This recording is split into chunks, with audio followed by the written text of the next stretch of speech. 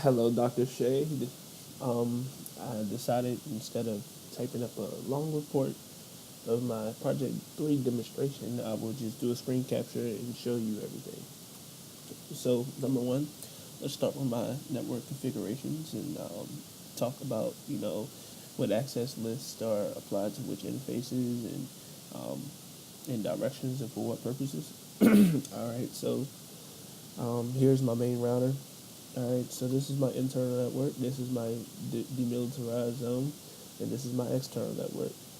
My internal network server, admin server, has a configuration of 192.168.24.3.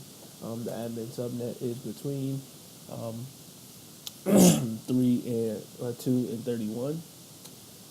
Um, as for my regular users, it's from 32 and up.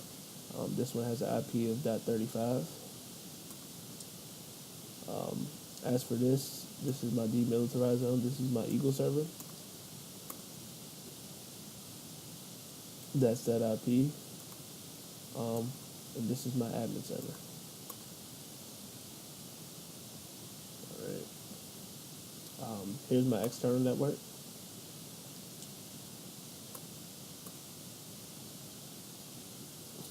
It's a /16 subnet mask. As far as the configuration, zero, zero is here.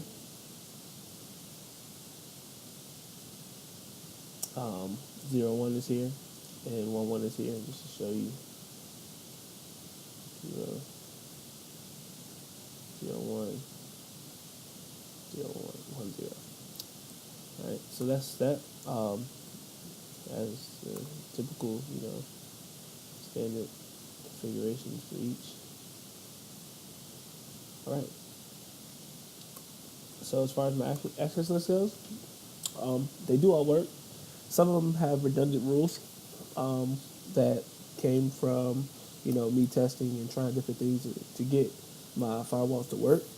Um, as of right now, let's just go ahead and end it and show um,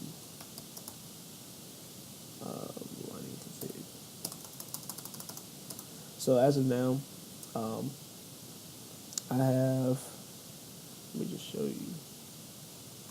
I have an inbound and outbound rules set on the external firewall. Those rules are really to control this server from sending certain things in.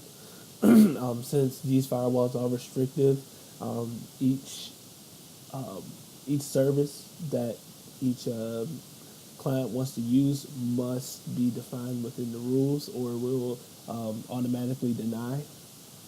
Um, so that's the external, external inbound and outbound network firewalls. As far as this interface, the DMZ, I have an inbound and outbound as well. Those are mainly to these are the more complex, longer firewall rules. These firewall rules control. Um, they ensure that this guy doesn't try to send any packets here or here. They ensure this guy only sends the internal services here and does not send anything out here. Um, and also, as far as the inbound, it also because this firewall right here does not have an outbound firewall. These two firewalls kind of act as a buffer to to protect this internal network. Um, also, um, this firewall here is what keeps the Eagle server, not the Eagle server, the admin server from um, the internal one. It keeps the admin server from sending this guy anything, and also blocks this guy if he tries to contact this admin server or contact some services he's not permitted to. Um, I just made the admin server. I gave him open access to everything, so the admin server can access any services he wants, um, in or out. And yeah, so Um, there goes my internal um, firewall to control what is coming out of that internal network. Um, there's the DMZ out. Here's where I give the admin privileges, the admin network privileges to go ahead and send anything. Um, this also allows right here. It allows from 2 in the next 29 consecutive IPs, which is up to 31, to apply to that rule. Um, there goes the rest of the rules. I believe this is um, wrong. I'm not sure. I think that's actually um, IMAP, but I'm not sure. Um, yeah, that allows FTP for the internal network, so the external network doesn't try to, do FTP there. Here's where we permit things to apply um, here. Um,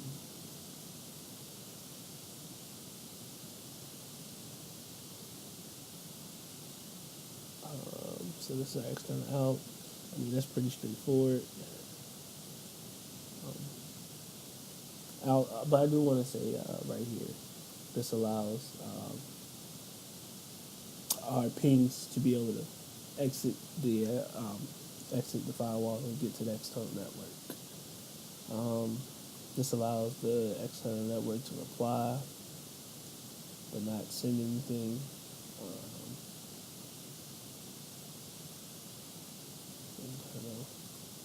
Once again, the admin privileges right here and right here.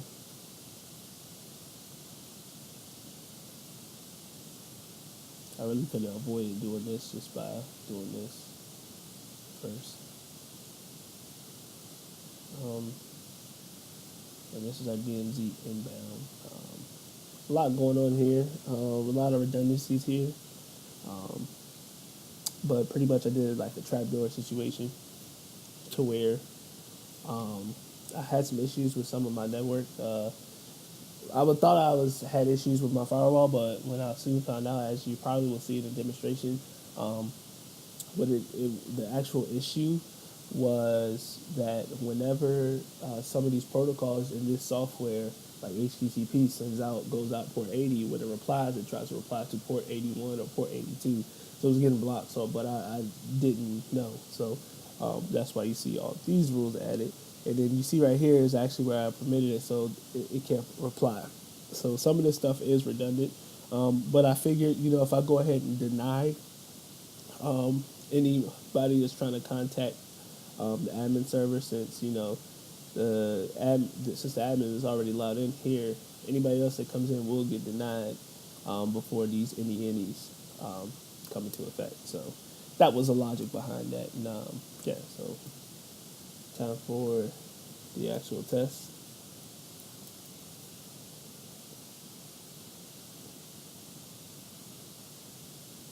All right, so we're gonna go ahead and start with showing the connection to the internal HTTP server from external. All right, so um, now the reply list may get blocked because I do not know if I set the increment. Well, I don't know if I set the rule for 81 and 82 on this firewall, but we'll see.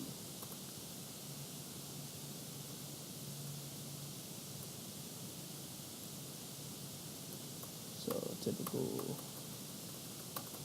spanning trees. Oh well, let me redo that.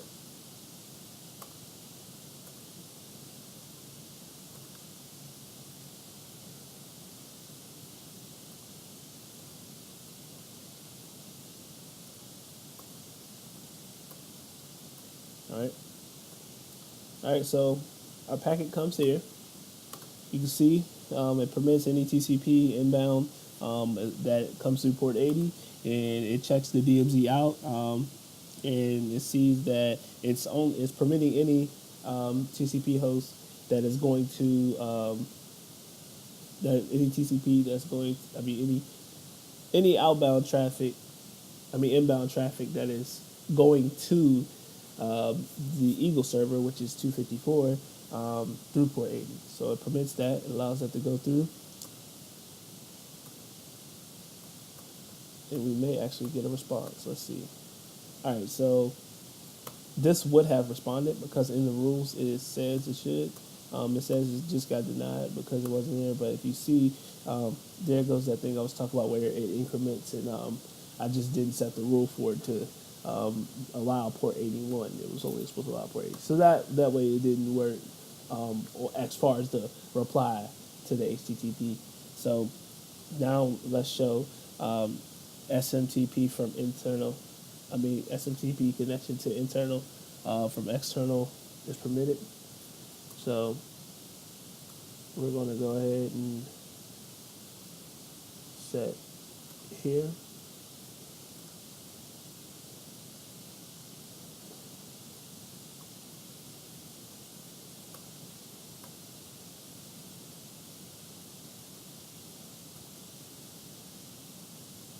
All right. So packet comes to the firewall. Permits any, SMTP, and in here it permits any SMTP to 254, which is our Eagle server. And then it proceeds its way down and tries to reply. It's going to get blocked, and it's going to get blocked. Why? Because it increments. Didn't account for that. So next, now we're going to show our echo request to Eagle server is denied from an external host. So how this works is actually we're not denying the echo request. What we are actually doing is not allowing that external server to even ping in to our internal networks, our DMZ or our internal network. So there's no rule set to allow that guy through, so it will implicitly get denied. So let's see.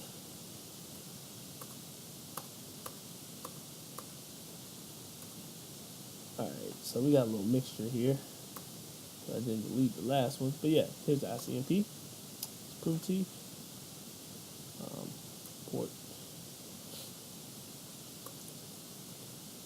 Deny any IP and then allow it through. They drop the packet. So impossible for it to reply. Let me go delete that. All right, now we're going to show the HTTP connection to internal hosts from the internal server from internal regular user. So we're going to show that this guy can talk to this guy.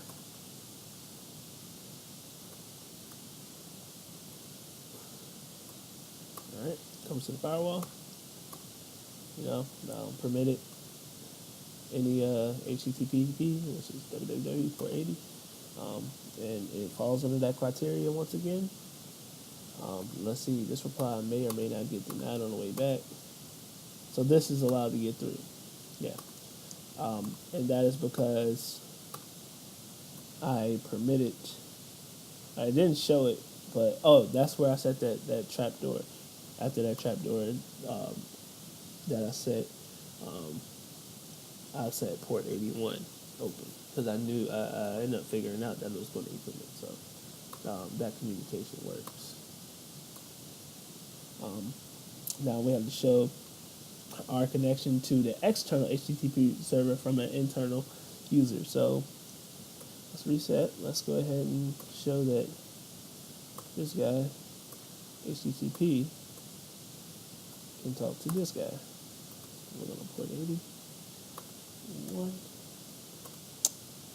Then standard expanding trees, and comes here. HTTP allows it, permits any HTTP out.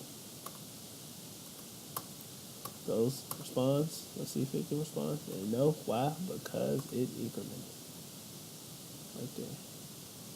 And I don't have a rule set for that, so it drops it.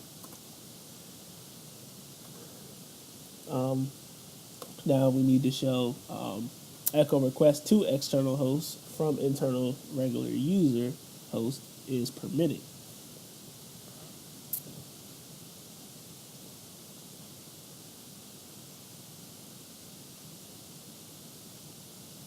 So let's delete. Go from here, ping to here. Sequence number 1, time 1. All right. So this guy comes here. He's allowed out. You should have ICMP any. Yep, allows it out. ICMP any. All right, so he goes out, hits this guy. This guy should be allowed to come back. Permitted ICMP any echo reply. There's no outbound firewall right there on that interface, so it allows through. So that works seamlessly. So now we're going to demonstrate showing that SSH connection to Eagle Server from internal user, regular user is denied. So there's no rule set to allow this user to contact the server via SSH. But we're just going to go ahead and demonstrate it. So this should get denied by default. Spanning trees and yep, hits the wall. Actually, it's denied at the internal interface. The internal interface controls what leaves this internal network, so it's not allowing that internal packet to leave. Yeah. And now we're going to show our connection to the internal HTTP server from an internal admin host is permitted.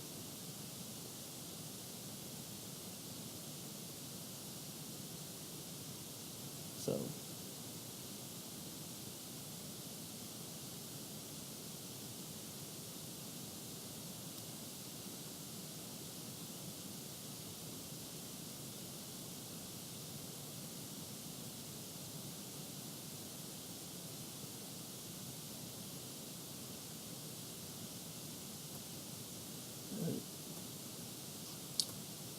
I don't know which one of these is which, but here it is.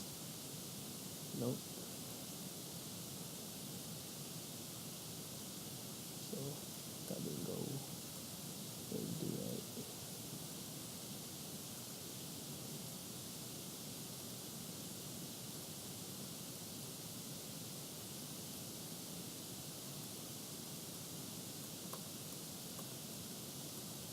All right. So he gets here. He's permitted to do anything he wants on the inbound, and on the outbound, he's permitted to talk to. Well, you're permitted to send requests to that host, so it allows it, and you should not get one. I mean, oh yeah, here yeah, this is the one we did configure for 81, I believe. Yep, 81.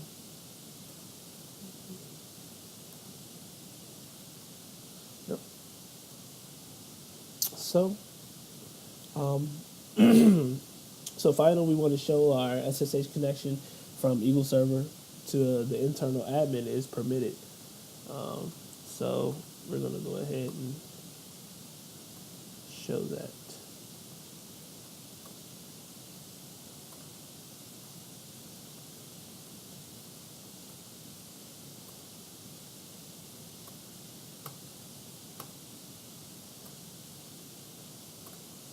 I'm not sure which one this is. Let's say HTTP. Let's get that.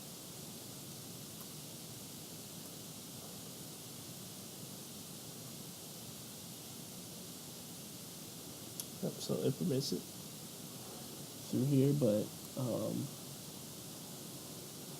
probably be better if I re-demonstrate that and make it more clean. So,